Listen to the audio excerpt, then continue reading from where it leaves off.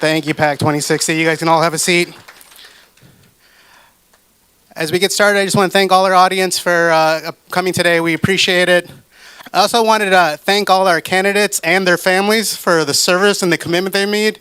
You know, running for a campaign is no easy task, and for everyone to take their time to join us today, we appreciate it. We also appreciate, I think this is a record number of candidate forums for joining us today. We definitely appreciate you all coming out to make the time. And I wanted to thank the ICF leadership. I think we have some of our members from our Shura here. Asfar Said Siddiqui, Thandirbai. Thank you for the leadership group for supporting this event. Our moderators today are Stuart Sachs and Sadaf Haq. And with that, I'll turn that over to them. Good evening, everyone. Thank you so much for attending today. We are really looking forward to hearing from all the candidates and really getting to know what their platforms are. So we're in a little bit of a time crunch, but I'm just gonna go through the rules really quickly, just because we have prayer at 7:38 p.m. But then afterwards, the candidates are free to stay, have meet and greet with those that are interested in speaking with them, and you can talk further with them. So basically the rules are you're gonna get 2 minutes for your introduction, all of you, and then we'll have questions. And as you can see, everyone's just kind of, we're gonna do school board, we're gonna do council, we're gonna do mayor, all kind of at once, but there'll be specific questions for each set of candidates. So, and you'll have 1 minute to answer the questions, and then for your final statements, you'll have 1 minute as well. So with that, we can get started. If you're all ready? All right, we'll get started. And my co-moderator is Mr. Stuart Sachs, and so we'll be kind of going back and forth with the questions. So, all right. This might be a good opportunity to put your phones on mute or turn them off. Thanks. Yes, good reminder. All right, Mr. Mayor Cheney, first question goes to you. There should be a mic. Do you have a mic? Do you want each of the candidates to introduce themselves? Yes, this will be the First? introduction. Okay. Yes. Is this one or the handheld? Yes, there's a timekeeper. He's right there. And the Amazon hats. Where's my timekeeper? Yeah. All right, where's my timekeeper? Because Right you got to there. watch me. Right there. So. Go for it.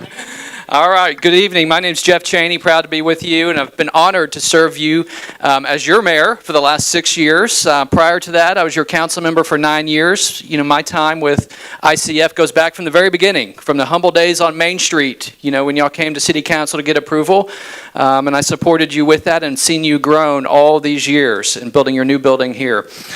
What an amazing time to be living in Frisco. There is just so much great things happening here, such incredible momentum.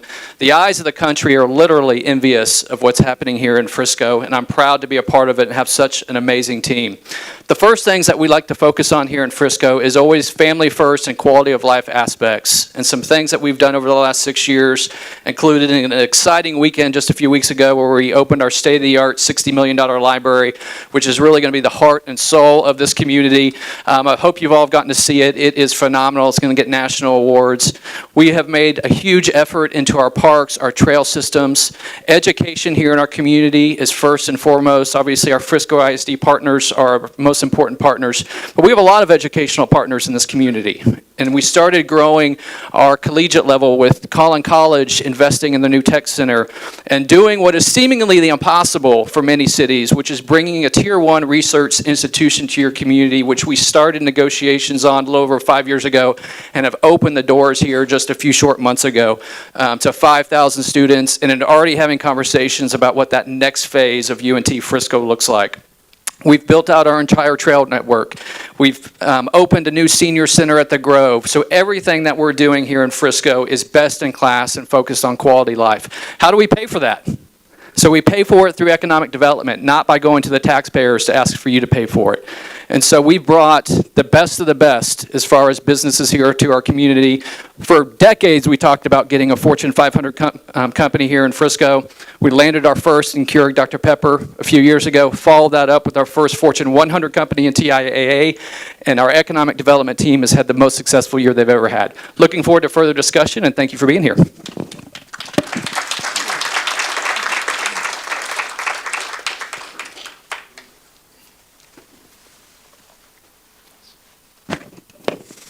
Well, good evening, everyone. I'm Mark Pylan, running for Mayor Frisco. I'd just like to thank the Islamic Center of Frisco for hosting tonight.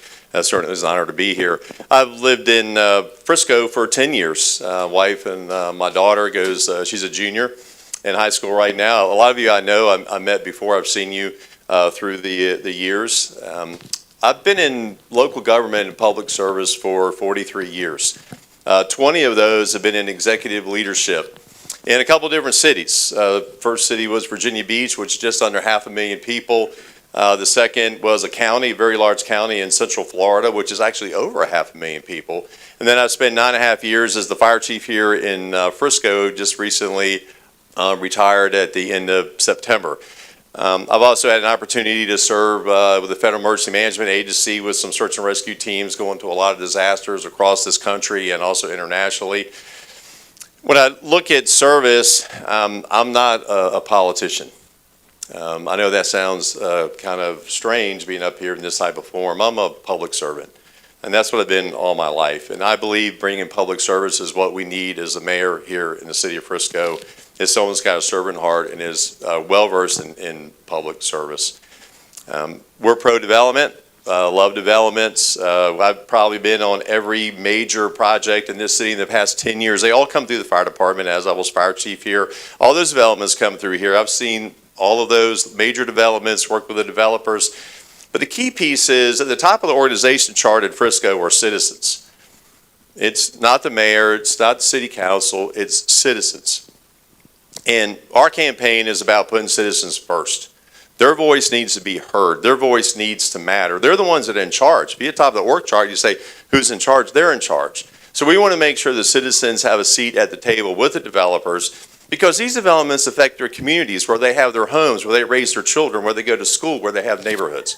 So that's that, and along with several other things we'll get into tonight. But citizens first is really part of our major campaign. Thank you.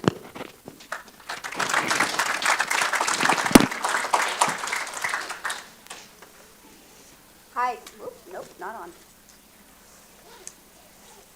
How about now? Nope. Moving on. Okay. Good evening, everyone. I'm Laura Rummel. I am one of your newer city council members. I am just finishing up my first term. During that time, we have had phenomenal successes, such as we have hired our second ever city manager.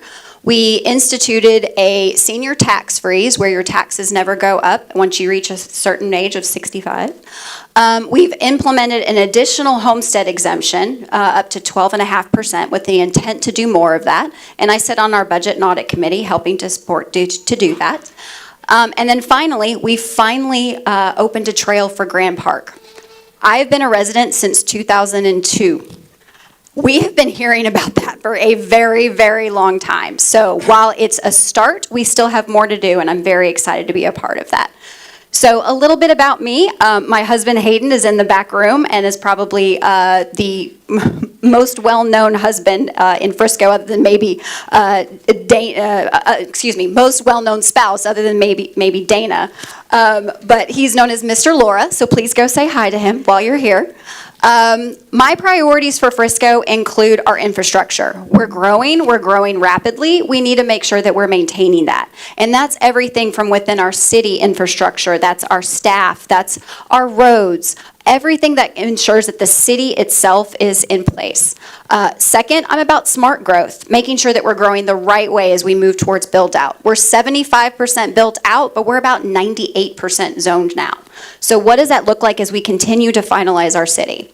And then finally, I'm about innovation. I come from a financial technology background, and I want to make sure we're always pushing forward and make sure we're always doing more with less, continuing to do better. And then finally, I already alluded to a little bit about this, but my pet projects are parks and pets. So if you have animals, please come talk to me. We got an animal advisory board started this past year. That was one of the key initiatives I led since being on council, and I'm looking forward to continue to serving you for another 3 years. Before we continue, just wanted to say that there is a third mayoral candidate who did RSVP to attend today. I'm not sure where he is. His name is Jonathan Spencer, as you can see on the name card. And then also, there is another city council candidate who is running against Laura Rummel, Anwar Azam. He has a table over there, and he's not feeling well, so he was unable to attend today. So Go ahead, Mark. My name is Mark Hill, and I am a candidate for Frisco ISD Board of Trustees, Place 5. I love Frisco. I've lived here for almost 20 years. I care deeply about it and its school district. I have a daughter that's about 1 year away from beginning the school district track. Frisco is unique because it has some of the lowest taxes in the state with some of the finest facilities in the state. And you might ask yourself, why? How is that achieved? That's achieved from decades of partnership between the 7 on its council and the 7 on its school board. There are examples of this all over the city, ranging from FC Dallas down the road to the Star to most recently the PGA. I am the only candidate in this race that has the support of the mayors dating back over 20 years. I have the support of numerous council members, committee members, state elected officials. That can't be earned during the campaign. That takes decades to earn. I'm proud of that support. I've spent the last 6 or 7 years of my civic service with the Frisco Education Foundation, the FEF. The FEF's a wonderful organization that serves 2 purposes: raising funds for teacher grants and raising money for student scholarships. I've chaired its largest annual event, the Gary Burns 5K. And most importantly, during my service on FEF, I've gotten to get into most of the 75 campuses in FISD, meet a lot of its teachers, and observe a lot of its students. By any objective measure, Frisco ISD is excellent. You will never hear rhetoric from me that I want to flip the board or that I want to replace the system, okay? I'm going to be your smart, positive, and respectful voice. I'm going to be the voice that will take Frisco ISD out of the negativity, out of the headlines. And if you want to learn more about me, reach out to me anytime, and I can be found on markhillforfriscoisd.com. Thank you.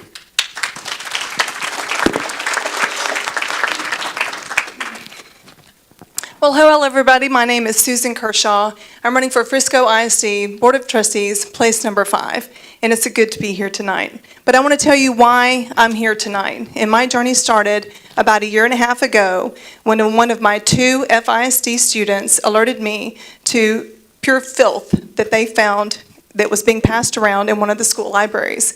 It was a 12-year-old middle school library. And I was shocked like I see the faces on some of you guys tonight. The book that in question was just barely a scratch of the surface. And so when I started to do my research, I found out that it's not just Frisco. It's all over our nation. And parents are up in arms about it. Communities are up in arms about it. Different types of members of our communities are coming together and they're up in arms about it, and I brought some proof. So it's shocking. So this is just one example. So I'm going to let you guys know, here we've got some headlines. Muslims join forces with Christians on Michigan books. This is in Dearborn, Michigan. And the parents are coming together of all different communities. They're mad. They're mad that their beautiful, wonderful schools like Frisco has been infiltrated by groups who are trying to sexualize their children. And they're coming together. You just barely have to research to find these things. Headline, Christians and Muslims unite. School board removes explicit books. There's power in numbers, folks, and we've got to get our numbers together to get this out of our schools. You have to be a parent to have children in the schools to know what you're talking about with some of these things. I've got 2 children in the schools. They're middle schoolers. They're right in the middle of the thick of things, and it's not just about the sex and the gender talk and the race talk that we're hearing about constantly on the news, the negative headlines. We didn't create the negative headlines. They've been created for us. But look over here. Don't look over there, because what are we not looking at? It's the academics, which is the entire point of our wonderful Frisco school system. It's the point of its existence. And right now, do you know that our school system, our student body, they're reading at 50% at grade level. 50% mastery of their skill. So I'm an ICU nurse, trained and practiced in clinical times. How would you like it if you're struggling to breathe and your nurse is at 50% capable? It's not acceptable. Okay. Susan Kershaw, Frisco ISD, place 5.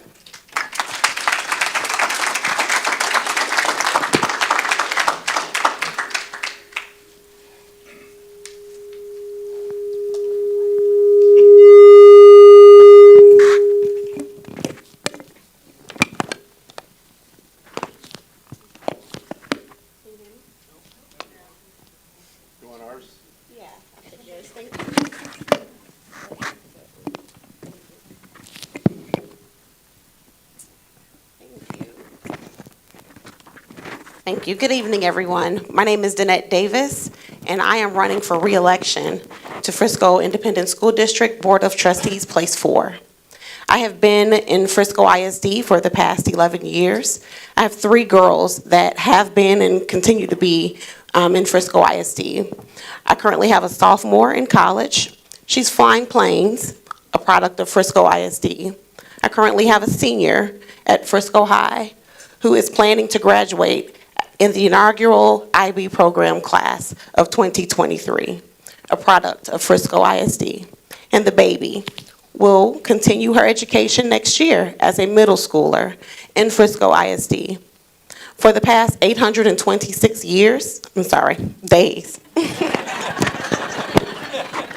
It's felt like years.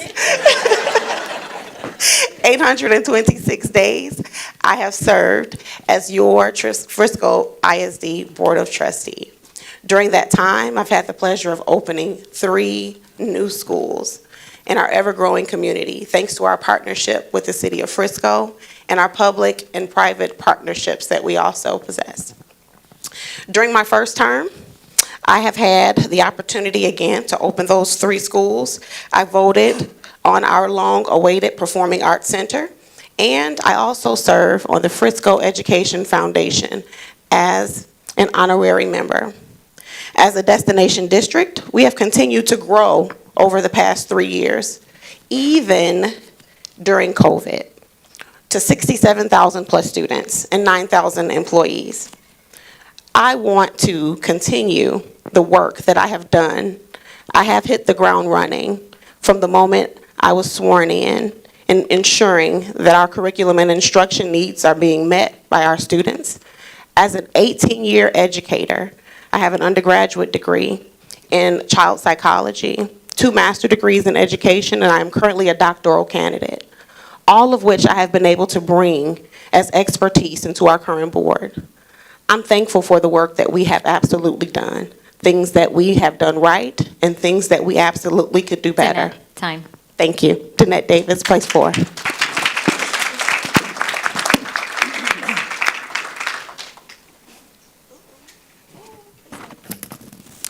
Good evening. My name is Reed Bond, and I'm running for Frisco ISD, Place 4. When I was leaving the Air Force in 2007, I put a pin on the map of where I dreamed of raising a family, and that was in Frisco, Texas. It took a couple of leapfrogs to get here. I came home. I had 2 engineering degrees thanks to the Air Force, but I wanted to be a teacher. So I got a teaching job in Arlington, Texas, and then Richardson ISD, and then finally made it here to Frisco ISD. I was promoted a couple of times to assistant principal to a middle school and also to a high school. So I have 15 years in education. I also have a wonderful family. My wife is a Frisco ISD teacher. My 2 daughters are Frisco ISD students, and we love it here. We're not going anywhere. This place is awesome. I left the education a year ago, and now I'm a program manager in IT service management. But my heart is still in education, and I am really, really excited about the opportunity to serve families, parents, and students on a larger scale. My campaign priorities are school safety, academic excellence, parent engagement, and then also teacher support, and that's probably my biggest one because that's what I care about the most. I've been in the system for 15 years. So thank you very much for having me here tonight. My name is Reed Bond.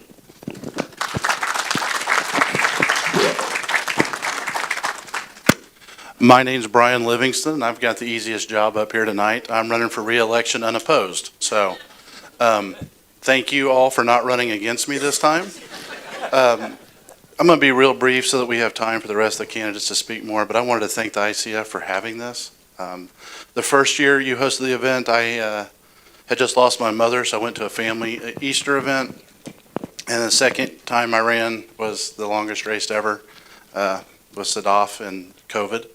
So I wanted to be here and just thank you guys for doing this for the community. Thank you all for coming out. It's a great crowd to listen and participate. And I'm going to be here for a little bit, but I'm going to step away from the stage since there's a limited amount of time and out of respect for everybody else here. So thank you guys for coming. Thank you for the opportunity to serve you for another 3 years, and I wish everybody the best. Thank you.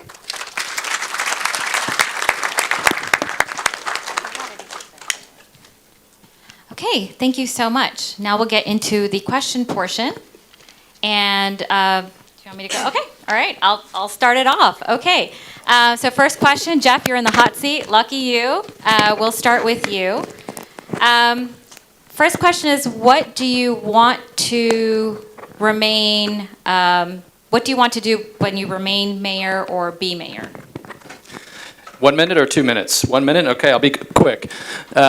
So we put plans in place 6 years ago, a 9-year plan, as far as the things that we wanted to accomplish here in the city of Frisco, which is, make Frisco the #1 place to live. We all believe that. Many of you wanted to be here for that and why you came here. And so we are just getting started through those. We've had a lot of successes and wins. Some had mentioned PGA Frisco coming here, Universal Studios being announced here recently, and some other great projects. But we're just getting started on our commercial development. The wave is coming through Frisco, and that's been a passion of mine to make sure that we have best-in-class commercial development, having open space, lowering density counts in those developments, and delivering a high-quality product that you all expect and deserve is going to be a big mission for us over the next 3 years here in our community. That's how we also pay for lower taxes. Laura had mentioned our goal as a council to get our homestead exemption to the maximum 20%, and so we're well on our way doing that. That's something I promised you 6 years ago that we put in place. We did it the first month I was your mayor. We've raised it twice since. We've added the senior tax freeze, and that's important to us to lower your taxes. That's what we hear from. Time's up. Oh, thank you. Thank you. Okay, Mark, would you like me to repeat the question, or? Sure, if you would. Okay, what do you plan to do when you become mayor, if you become mayor? Well, mayor's about leadership, and I think the best thing is to make sure that we have a collaborative effort going on with council. As I mentioned earlier, citizens first. I believe the voice of the citizens are not being heard. They may be being heard but not listened to.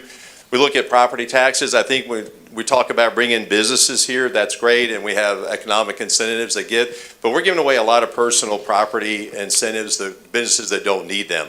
We need firefighters, we need police officers, we need staff members to pay for those. We need that money. And again, that's something that we need to really take a look at. We have to be competitive with EDC, but giving away these personal property taxes for years that we're not going to see money from these corporations is something that we really need to take a look at. Ethics, I think we need to revamp our ethics here to have the council being overseeing themselves on ethics violation. I think is something we really need to take a look at. And we need to keep our relationships with our local, state, and federal reps. That needs to be reconstituted. There's a lot of relationships that we need locally to get back where they need to be, and that's where a lot of leadership comes in and things that will help our city. Thank you. Our next question is addressed to the candidates that are running for city council. We all know that our city has been in the headlines over the years as one of the safest cities in the United States. And this is due to a great effort on the local, regional, state, and national level. So the question to the candidates is, what do you do to keep us the safest city in America? That is a great question. So in case for anybody who hasn't heard, Frisco got named the safest city in America now 2 years in a row. That is a stat we want to keep. And to do that, we know we have to do multiple of things. Number one, we have to pay our public safety appropriately so that we don't lose these top best of the best to go elsewhere. We have to continue to invest in the training into the people that we're bringing in. We have to continue to offer a competitive benefits package. Additionally, we have to make sure that we have community involvement. That is one of the best ways that our police can be effective, is when they work with the different communities, that you guys also come to us and let us know what you guys are worried about. What are you concerned with? Our police has always said, we would much rather you call us and nothing be a problem versus you not call us and something happen. And keeping that mentality of Frisco is one of the things that makes us the best city in America to live in.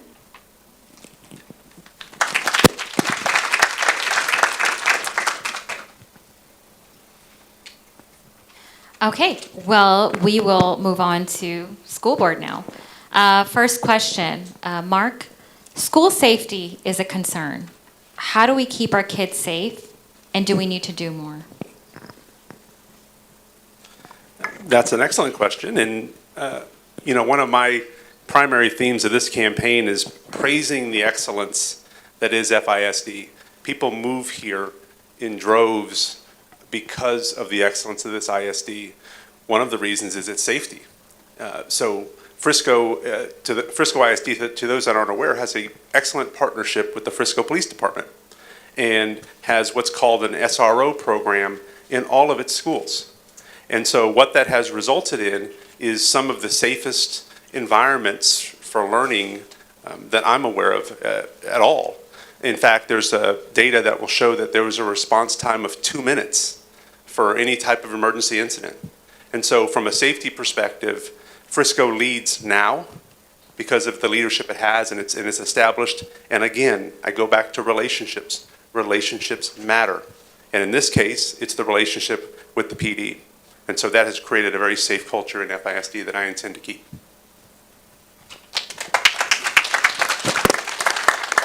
Thank you. Susan, would you like me to repeat the question, or? In regards to safety, the parents of Frisco are concerned about safety, but I got to sit in on one of the recent school board meetings where we had a wonderful presentation, and I personally feel very confident. It was a wonderful presentation by our safety officers, and it was extremely thorough. I feel like we're in Fort Knox at Frisco ISD. There are some interior situations inside of the school district that causes concern, like the riot at Mayoral last year that caused the kids to not be able to finish out their year the last couple of days. Just some things that are going on, fighting in the restrooms. We've seen a lot of things in the news. So there are a couple of things that we could do, like, for instance, in the elementary schools, we have the watchdogs. Why don't we carry that over into the middle schools? The SROs are in the middle schools and high schools. They're not in the elementary schools, so we've got the watchdogs, and they're not there every time. I would say bring the SROs into, because they have to leave the middle schools to go into the elementary schools, so they're not always at the middle schools. And I know my children, they love their SROs. They learn so much from them. I would say let the elementary schools also benefit from the SROs, keep the SROs in the middle schools full-time, and bring a father's or a mom's, a parent's organization like Watchdogs into the middle schools and high schools like they have in some other states. I think it's like in Georgia, they call themselves, I can't remember the name of it, but it's like a watchdog program, and the kids just love it. Time. They love it.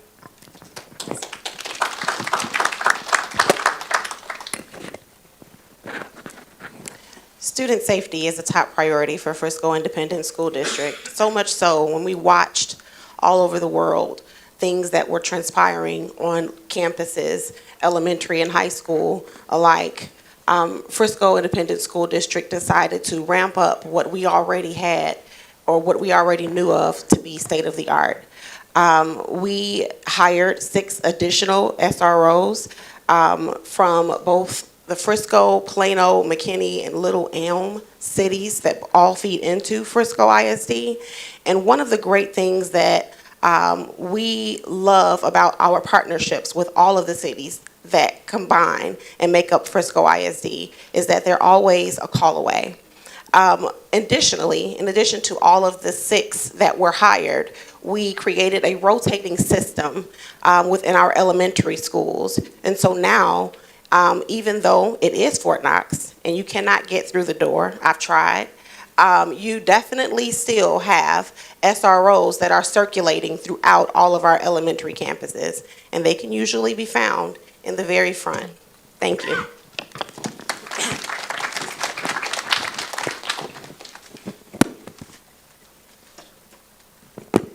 Well, as a 7-year assistant principal, I have some firsthand knowledge of this particular topic with school safety, and I would like to echo my colleagues' praise of the partnership between the Frisco Police Department and the district with the SRO program. And it really is fantastic.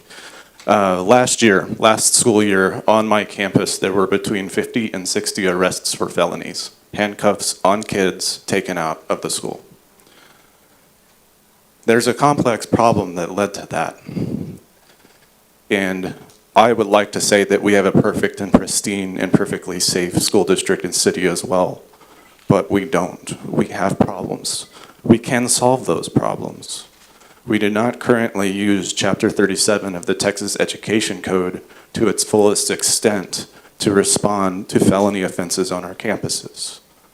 And this has led to a culture where, unfortunately, a very small minority of kids know that they can get away with more than they should. And that's part of what led to the senior prank at the end of the year at my campus that cost over $150,000 in damage. We can do some very practical things to fix this problem, to bring back, to restore order and safety and security for our students and for our staff. Thank you.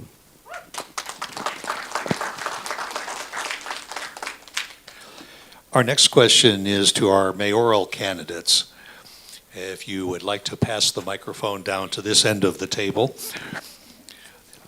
Remember, you have 1 minute to respond to this question, but the question is, what is your strategic vision and what key investments would you like the city to make over the next 3 years and why? All right. Well, we are in kind of the middle of our strategic vision that we're executing as we speak. Frisco is very intentional about the plans we put in place. In fact, we're about to redo our comprehensive plan as one of our strategies to take advantage of the new assets that have come here to our community, including PGA Frisco, Universal, and others. And so we're going to continue to execute that vision and that plan. As far as other things that we have to put in place, public safety, as was mentioned, will always be our top priority. It's why 50% of our budget has always gone towards that. But we're having new challenges that we're going to have as a community. I mean, as we open our doors and host hundreds of thousands of people for golf tournaments here in just a few years, those are going to create new scenarios. We've been working with our police and fire, sending them out, already being strategizing about how we're going to execute these plans as the growth continues to come through. And then the roads and infrastructure. Right now, Frisco is investing more money in roads and infrastructure than we've ever done as a community to get in front of it. $300 million is currently being invested. The foresight of council to put $200 million where the growth is happening in Northwest Frisco to be prepared for everything coming. Thank you.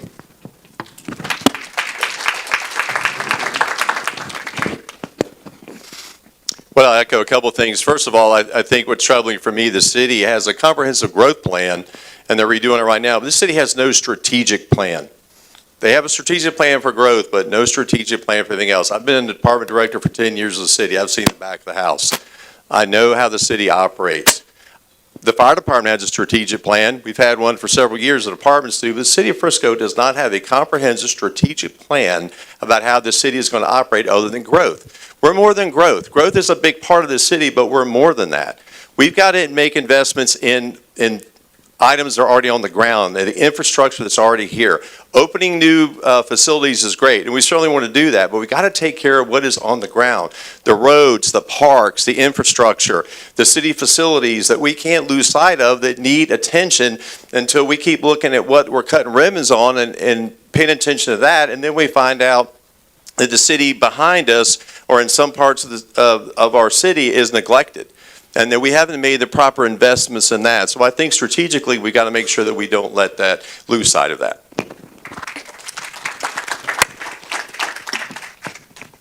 Okay, Laura, we'll move on to the next question for you.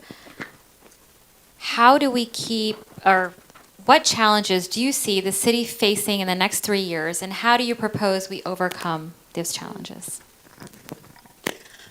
So some of the biggest challenges that we have is that we are still a very fast-growing city.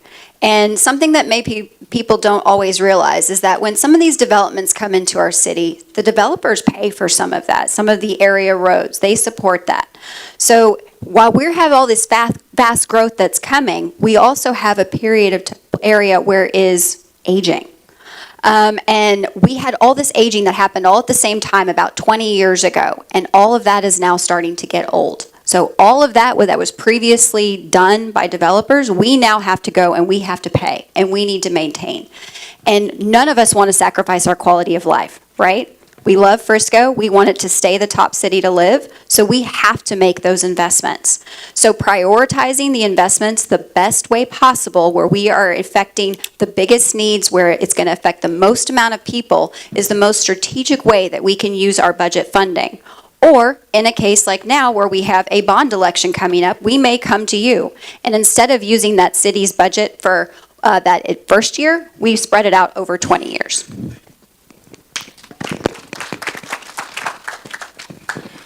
Our next question is for our school board candidates. There is concern about the appropriateness of books in our school libraries. Have we fully addressed this, or is there more we need to do? Mark, I believe you can start. I will lead on this one. There's always room for improvement, Mr. Sachs. Our district has gone through policy improvements as it relates to books for the last several years. This is not a new issue, and this is not an issue unique to Frisco ISD. Everybody in this room might think it is, because certain people in our community keep blasting it and blasting it and blasting it. I'm not here for that. I'm here to solve the problem. I had a meeting with a parent maybe 2 weeks ago, identified a book that was wrong, and it was gone in 2 hours. 2 hours. Okay? That doesn't mean that it doesn't deserve attention. That means other things deserve more.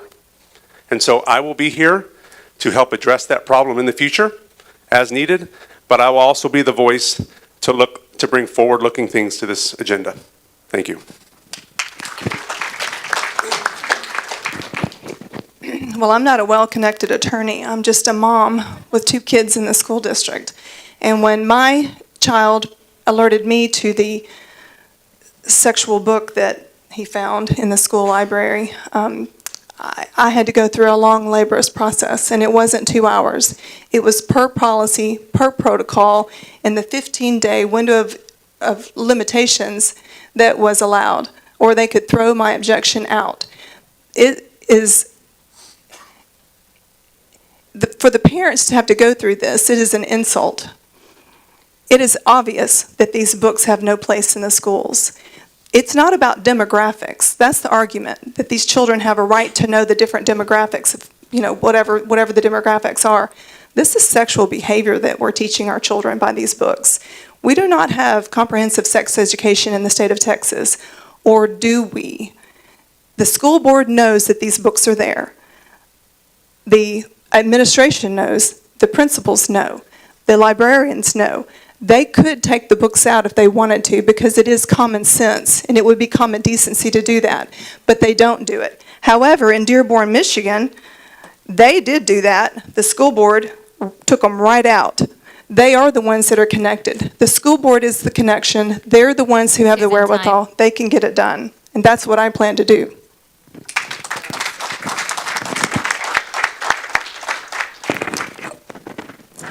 For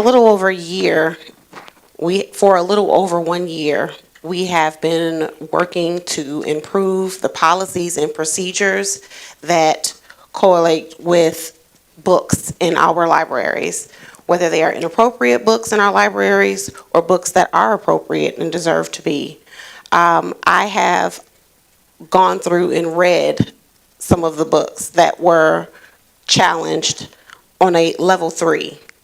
And as a trustee, I went through to ensure that I read each of those. I understand that when parents come, there should be an expedited process, and we obliged. We made sure that as we received the books that were placed in front of us, that we were able to expedite a process via weaving, as well as the list of books that were presented by a specific parent group. And so while the rhetoric has been that we are doing nothing, the rhetoric has been that we know, I don't know about 1 million books. Senate time. Thank you.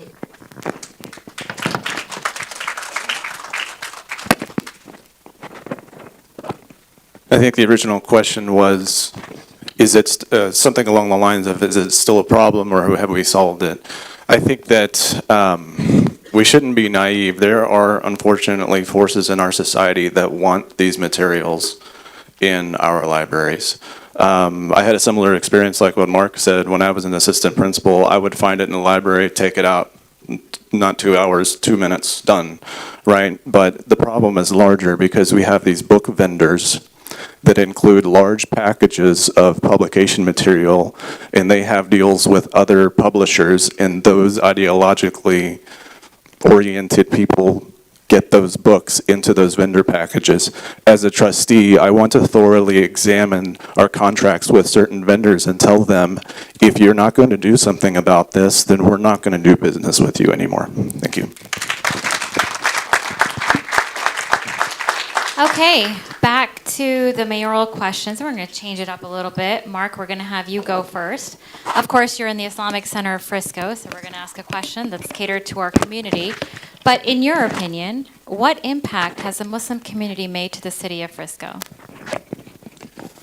Well, I think obviously it's a very positive impact. I can tell you as fire chief and meeting a lot of the folks before our forum tonight, very welcoming community. I've been invited to every event here, the dinners, the celebrations of the Islamic Center, and I'm just really grateful for that. Just a very welcoming community that we've had a lot of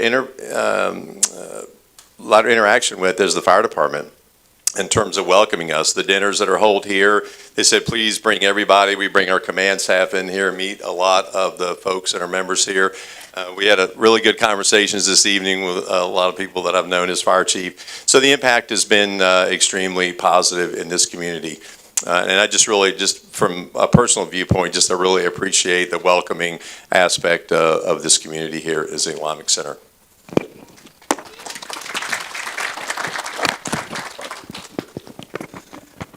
Well, one of the big tools we use in our citizen first approach, is to go to where people are. And so a big impact that y'all have had, and with our inclusion committee, something I'm most proud of is we've started having the conversation and inviting people to the conversation. And that's how you take a citizen first approach. And you've started leading to better outcomes. And so once you are invited to the conversation, you become part of it. And so I very much appreciate that. You specifically stood off, and all the leaders in here, building those 15-year relationships here. It's making it a stronger community.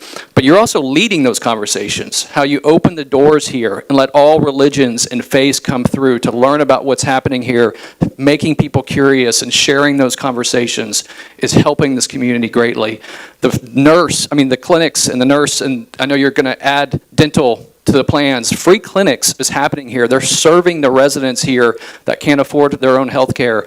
And then just education that's happening in these four walls. The educational programs are incredible that you're doing. You're training our youth here to become better citizens here in our community. I enjoy coming often to speak to the students here, and so many fine things happening here. Thank you.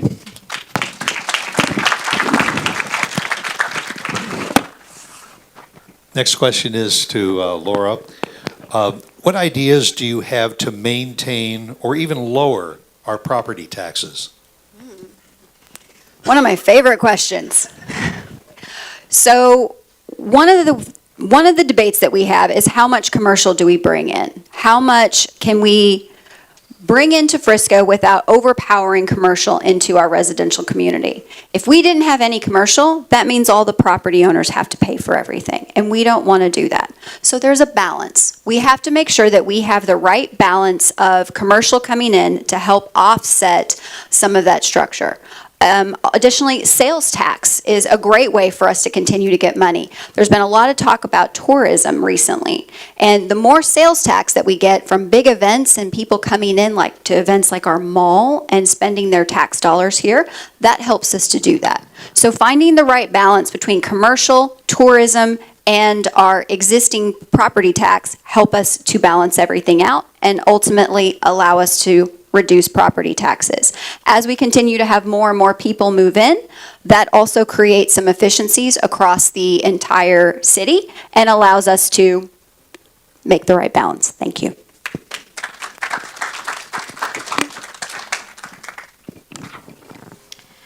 Okay, Mark. Well, actually, we're going to change it up. Laura was just Laura. Reed, what innovation or new ideas would you like to see the school district implement? And do you see opportunities to reduce cost or improve efficiency to fund them? There's always room to reduce costs. I'll talk about innovations first. I've got a minute, see if I squeeze it in. We have a robust, fantastic career and technical education center in our school district. It is amazing. Engineering, graphic design, sports marketing, radio broadcasting, culinary, these things are amazing. What we have a demand for now in our district more than ever is for post-secondary programs like that are non-college bound. And we don't have enough of that. We need wood shop, we need auto mechanics, we need electrician apprenticeships, we need cosmetology. We need things that, we'd like to think that all kids are college bound, but they're not. We have a lot of demand for that. And I think that we really need to start to prioritize some of that so that it's just as robust as our Career and Technology Education Center. As far as cutting costs, there are a lot of new initiatives every year. Frisco prides itself on being on the cutting edge in terms of teaching and assessment and instruction. And a lot of these things end up being failures, and we go away from them. Standards-based mindset and standards-based grading has been one of those failures. We spent a lot of money on it, a lot of effort, and our students' academic rigor has suffered because of it, and our graduates are being turned away by university admissions offices. We've got to look at some of these initiatives a lot more carefully before we spend money on them to begin with. Do you need me to repeat? Yes. Okay. What innovation or new ideas would you like to see the school district implement? And do you see opportunities to reduce cost or improve efficiency to fund them? Okay, with just a minute, I would like to just kind of piggyback off of what Mr. Bond has shared. Those are all great ideas, and I do agree with you wholeheartedly that we do have to take a look at our students that are not college bound, those students that perhaps want to pursue a trade. And so with that, for the past 9 months, I have been working in partnership with our Frisco Police Department as well as our Frisco Fire to create a pathway for our students to go into law enforcement and fire after graduation. And that includes internships while they're in high school. That is one of the things that I am most fond of, and one of the things that I am working diligently toward to ensure that it is successful for our kiddos. In addition to that, I want to make sure that we understand that a lot of the programs that come out, the pilot programs and things of that nature, again, I agree with you, Mr. Bond, some of those are not very cost efficient. And for the past 2.5 years, I've been working to diligently get those things either removed or minimized, one of which would be the on-level ILA.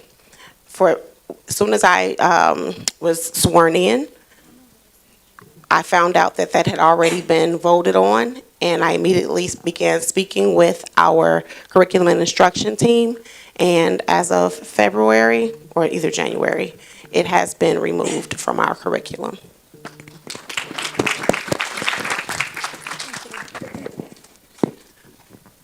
Are you good? Do you want me to repeat it, or are you good? Sure. No, my son was a victim of the on-level ILA program, and so I appreciate your work in getting that removed. It's actually not removed because they don't have the I guess the infrastructure in place to get them boosted back up. My son had he had signed up for advanced ILA, and ILA, if you don't know, is integrated language arts. So it's writing a sentence, writing an essay that someone would want to read, and I've never read any of his essays. I don't know that that they write them, but it's all online. It's all of their work is online.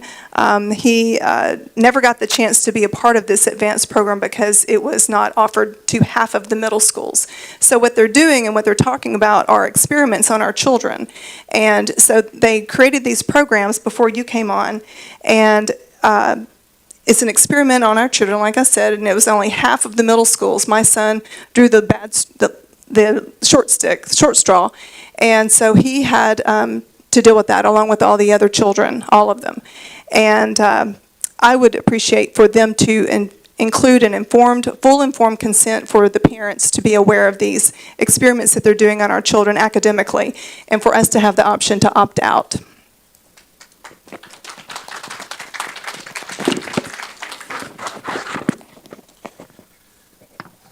Also, for innovations, I would expand on what Danette and Reed touched on with the CTE Center. It's a wonderful facility.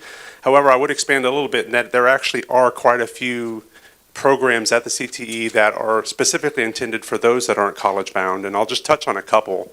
One is welding, and another is the culinary arts. And I can tell you that firsthand because I've eaten, they have a restaurant there at the CTE. I would encourage everybody in this room to go check it out. It's excellent, and it's a student-run restaurant, and it's superb.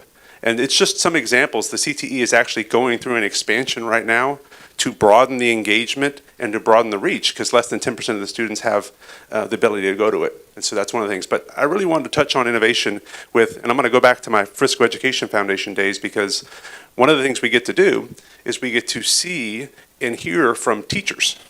The best source for innovation is teachers. And the teachers come forth with ideas, ranging from coding to seating arrangements to all kinds of things. And then we raised funds to help mobilize and empower that innovation. That's where you're going to find it.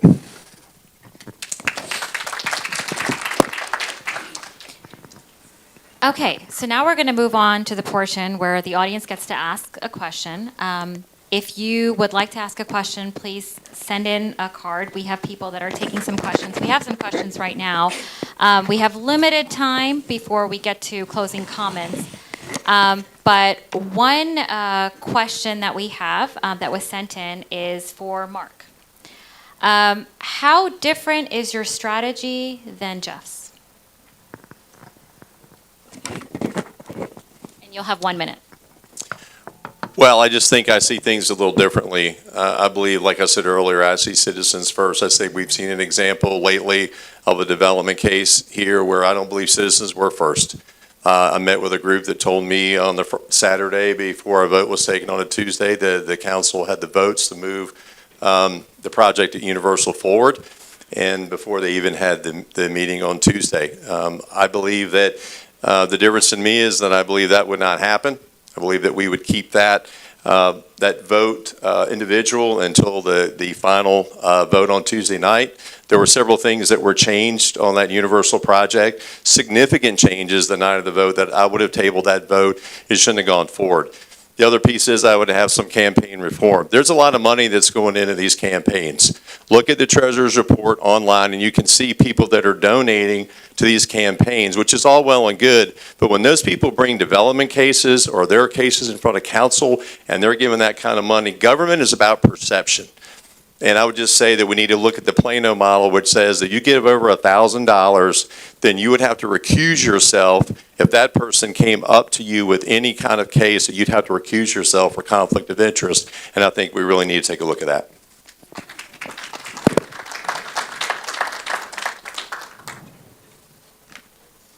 Okay, this is for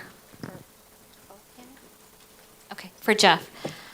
How do we make sure our growth plans or voice of community is equitable for residents of color?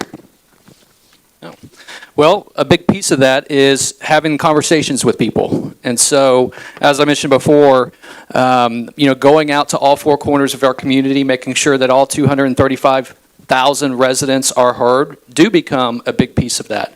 Again, we're talking about the comprehensive plan this year. That is a citizen-driven committee that actually reviews every square inch of the city, plans it out, maps it out, and we just appointed that board, and they start their work, I believe, next month, and council was very intentional to make sure all voices in this community are being heard through that process. Demographics, ethnicity, different backgrounds, different skill levels, so we get a true voice of the citizen-driven community, and that's your opportunity to really have input of what Frisco becomes. And so that's something that we're looking forward to doing hard work on this fall.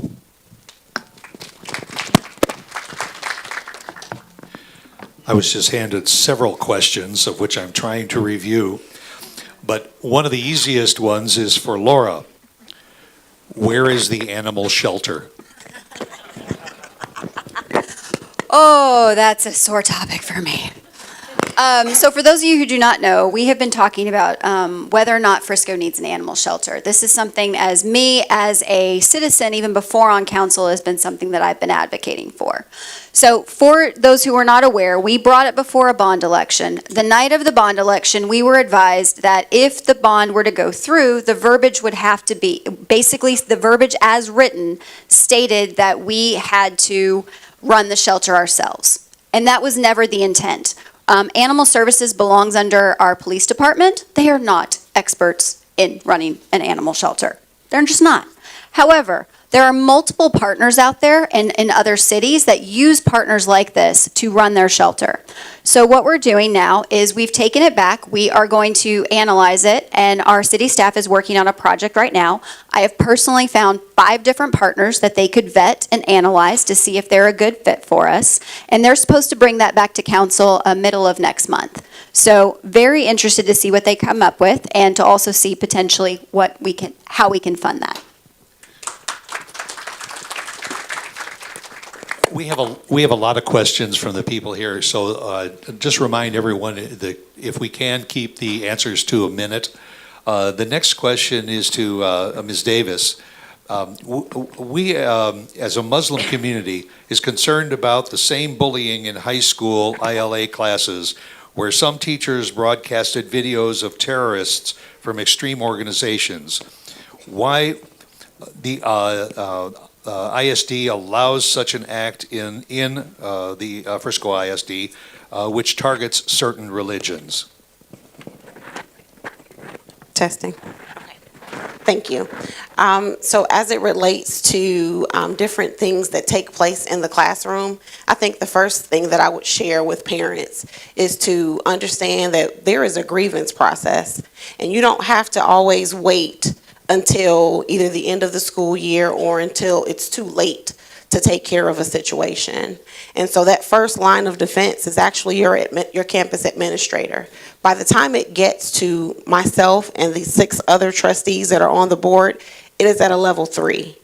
And we want to make sure as a district that any challenges that parents have, that they're able to voice those opinions and concerns, specifically concerns, to those campus administrators in writing.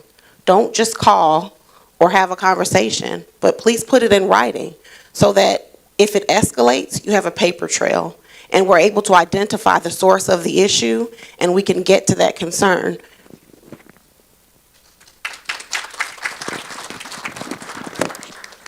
Well, I was going to say if anybody else wants to answer that question. Okay, we can move on to a next question. It's fine. This is for Jeff. Rec centers and libraries are not in West and East Frisco. Why not? What is the plan to expand as Frisco expands? So the library, we did a lot of research. Shelley Hawley, our library director, is the best in the country. So we spent years worked whether we have a branch library system or a central library system. Really, the research showed us that a better strategy was the central library system, which allows us to have all of our resources there, deliver better service, which, by the way, we tripled the size of that library and did not add a single staff person. That's the kind of efficiencies that they ran through when they built that. And so that's our strategy currently on our current library. As far as rec centers, the city of Frisco built, one rec center back before we had, gyms here. And so I don't foresee the city of Frisco doing another rec center. We do a lot of public-private partnerships like we did with the field house. We'll continue to look at those kinds of things. Really, our parks investments are going more towards our regional park systems. So we have over $100 million being invested in this community right now, building parks for all of you.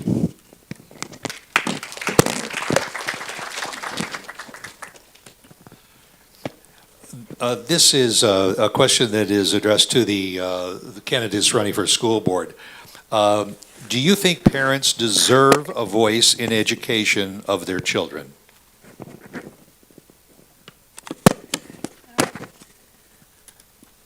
I believe the parents' voices have definitely been silenced. I'm evidence of that. And I've got a community of parents in town that are also evidence of that. We've seen documentaries or information documentation online recently where apparently there's something going on where they're trying to actively silence the parents' voices. The teachers' voices are being silenced. The community's voices are being silenced. I don't agree with that. I think we all have a voice. This is our school. These are our children. I think we have a right to collaborate and be full partners with the educators in the education of our children. That's a direct quote from the Texas Education Code. I fully believe in that. I endorse that and support that. And that's what I will do if I'm on the board. So I absolutely do believe, as a parent of three, I do believe that parents should have a voice. In fact, throughout our district, every June, we launch an application process where we take in over 200 parents, not just parents, but taxpayers, also teachers, also students, into a committee. And that committee it focuses on all things concerning the district.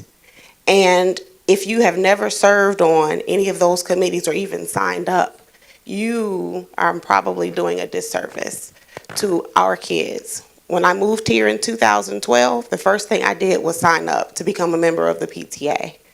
I served on a PTA board continuously all the way until I became a trustee. In addition to that, I signed up to serve on those different committees, and guess what? I was never selected.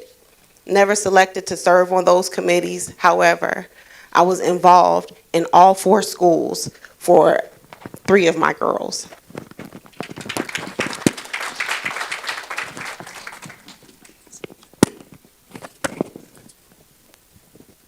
Can I speak to parents, or? Okay.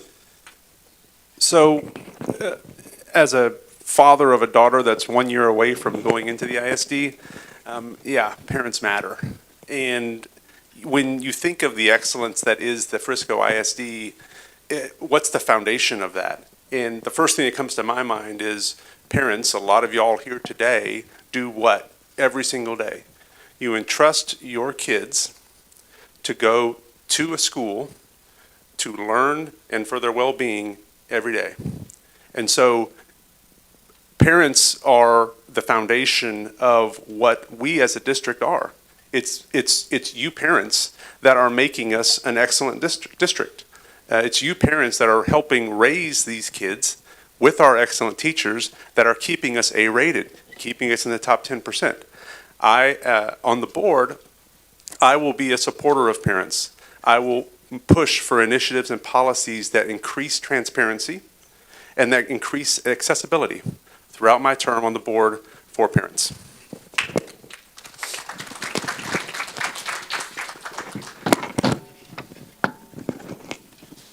Thank you. I'm a parent now. Well, I've been a parent. Didn't just become a parent yesterday.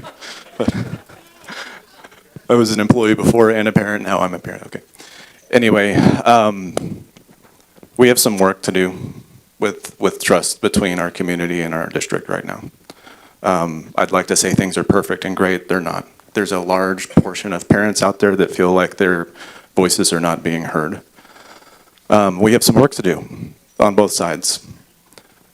What I can't understand is why a parent would have a grievance and have the bravery to come up to the microphone with the board and the IST up here, the bravery to come up and speak about something they're concerned about, and then have a YouTube video made blurring their face and debunking all of their points and put on the website. I do not understand how anybody thinks this is a good idea to develop trust between the community and the board and the leadership. We cannot continue down that path. We've got to build bridges instead of blowing them up. This cannot continue. We do have an issue, but I believe that we can resolve it. Thank you. Okay, one final question that will go to Jeff and Mark. And Mark, we'll let you go first. What are your plans to cater to our special needs citizens beyond just ADA compliance?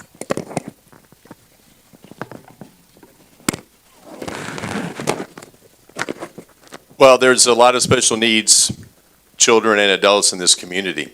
The state of Texas has an emergency management plan that we have here locally with the city of Frisco that has their names and their list in our emergency operations center. When we have a disaster, or as we saw recently in the last couple of years with the power going out, we are able to reach out to these families and we're able to help them, whether it's power they need or transportation or get them medicine to the hospital. So there's a lot of things we do behind the scenes that no one sees in emergency management that deals with special needs children.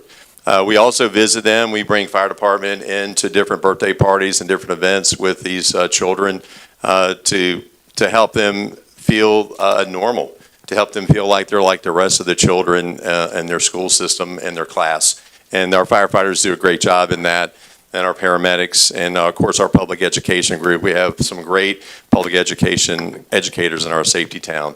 So we're very dedicated to helping that community. Thank you.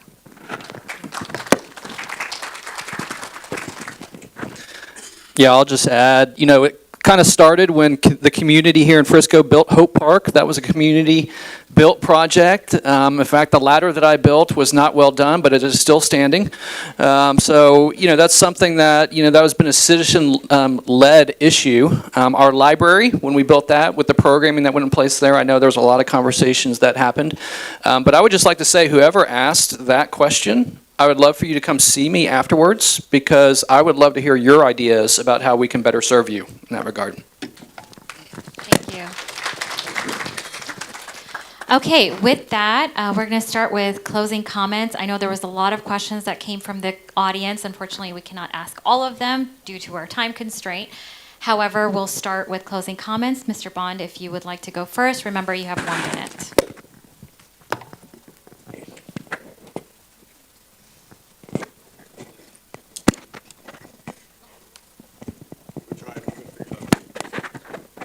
Okay, thank you once again so much for having us here tonight. It's been an honor.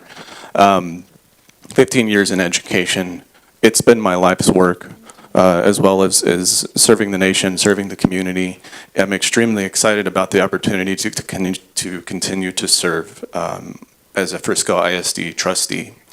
I do believe with all my heart that this is a wonderful place. That's why my kids are in public education here in Frisco. My wife is a teacher here in Frisco. There's a couple of different narratives going on right now, and I'd like to take one right in the middle. There's a narrative that we're perfect and we don't have problems to solve, and that there's a narrative that the sky is falling. I'd like to say we have some very serious problems that we need to solve, and we can do that together. So thank you for your support for me for Frisco ISD Place 4.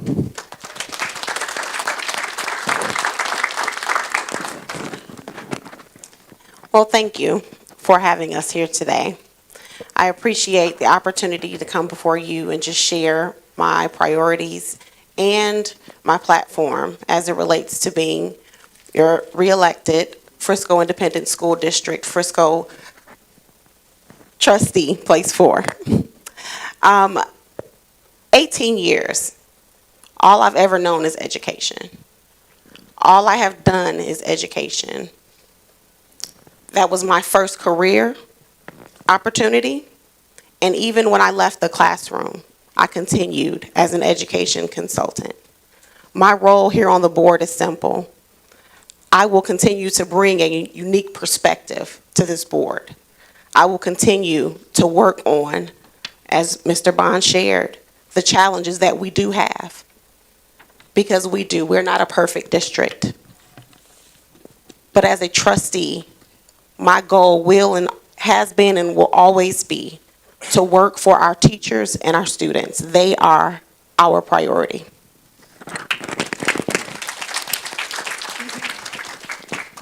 Well, it's been a pleasure being with you guys tonight. I really appreciate the opportunity. Again, my name is Susan Kershaw, Frisco ISD, Place 5. And so a little bit about me, just to recap.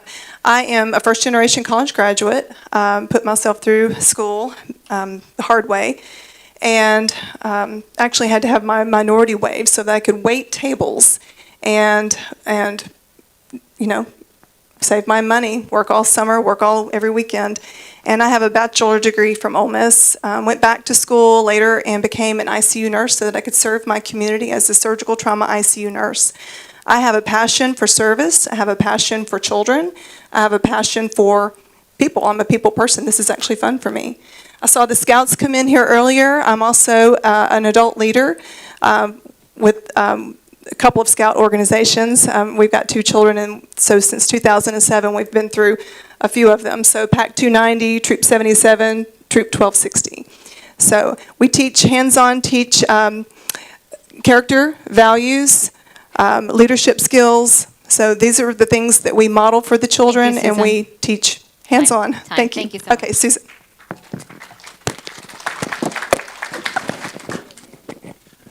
Thank you, Sadaf and Stuart, and for everybody here tonight for the opportunity for y'all for me to speak to y'all directly. I want to touch on just a few issues that you know that I will bring as a board member. The first is independence. I really don't take any kind of agendas. I don't come with any agendas other than yours, what you want to bring to the board. That's my agenda. Number 2, accountability. Accountability is a big thing. And I don't mean just from a parent and a student to their teacher. I mean, as a board, we're accountable to you, and the administration's accountable to the board. I intend to keep that accountability at all levels of the ISD. Lastly, it's respect and professionalism.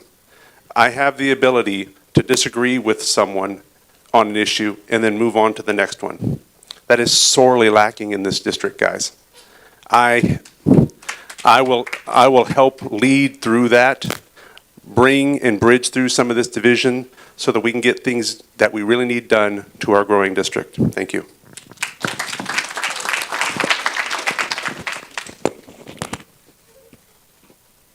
Again, everyone, I'm Laura Rummel. I currently serve you on Frisco City Council, and I want to do it again for 3 years.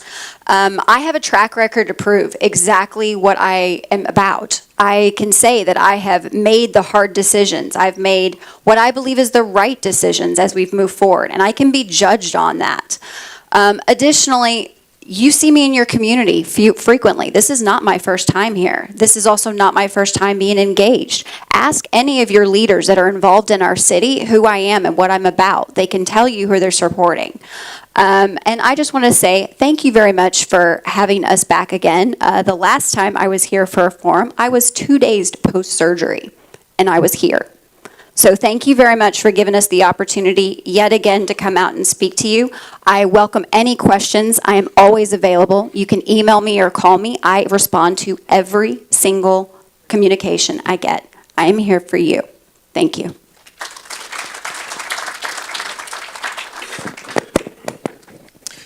Well, so much thank you to the Lomax Center Frisco for this forum. Truly honored to be here this evening.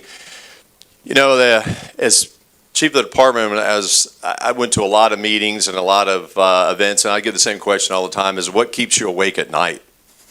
And my answer is always the same, is I don't really have trouble sleeping at night because we have a lot of good people that are taking care of this city. Not just public safety, but city employees as well. Every night, almost 230,000 people go to sleep here, counting that someone is watching them and making sure that they're safe. And I've heard a lot of good things about our city, and a lot of programs, and certainly there's a lot of people in this room that can take credit for that, but our city employees are the heartbeat of this city. They're what makes this city go. They're the engine of this city. And we've got a great staff, but I will tell you this, the city of 230,000 is going to look a lot different than a city of 275 and 325, which is what the current comprehensive growth plan says. We could be north of 325,000 people in here. So that's going to take true leadership, someone that's had experience dealing with larger cities, and I believe that I'm that person to do that for you. Thank you very much for this chance to share my thoughts with you tonight. Thank you. Yes, thank you all for being here. Thank you, Sadaf, Stuart. We appreciate the questions and the dialogue. You know, when Dana and I started this journey, we had 3 kids in preschool. And if I serve another term, we'll be empty nesters. So this has really been a journey our family's taken. It's been an honor for our family to serve you in this capacity.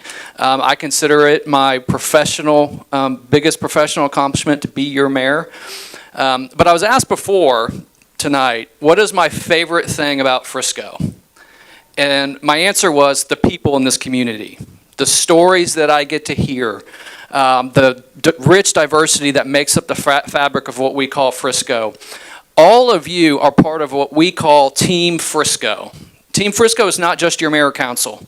It's the hundreds of people that serve on our boards of commissions. It's people like you tonight that are getting involved so you can go tell your neighbors what is happening here in Frisco. It is everyone in this community that makes up Team Frisco. There's a lot happening here. We've got incredible momentum in this city. We have a plan, we're executing it, and we're stacking win on top of win. And that is because we have the support of all of you. And so again, I am honored to be your mayor. If you want to continue to see Frisco be the safest city in the country, the fastest growing, the best place to do business, the best place to buy a house, all of these great things, best place to live most importantly, then I'd be honored to serve you as your mayor for another 3 years. Thank you. Jeff Cheney for mayor. Okay, well, I'm going to pass it back to Amr to close us out, but thank you so much, Stuart. It was an honor co-moderating with you. Thank you very, very much. Thank you again, everyone. And one of my favorite leadership quotes is, a leader knows the way, shows the way, and goes the way. And you've kind of seen the way of all these candidates heading. Thank you so much for coming today. Thank you for the beginning of this conversation. There's booths set up behind here, so we definitely encourage everyone here and online, go meet the candidates, talk to the people, ask questions. We only got through a handful of them. They're all very open to answering additional questions in whatever forum. So please reach out to these candidates, learn more about them. We have food outside, and I really don't want to eat 200 sandwiches, so please help yourself. And definitely meet the candidates outside. And then we do have a prayer service at about 7:38, but people will be coming before and after that. So I definitely encourage the candidates to stick around. And thank you guys so much for coming today. We appreciate it.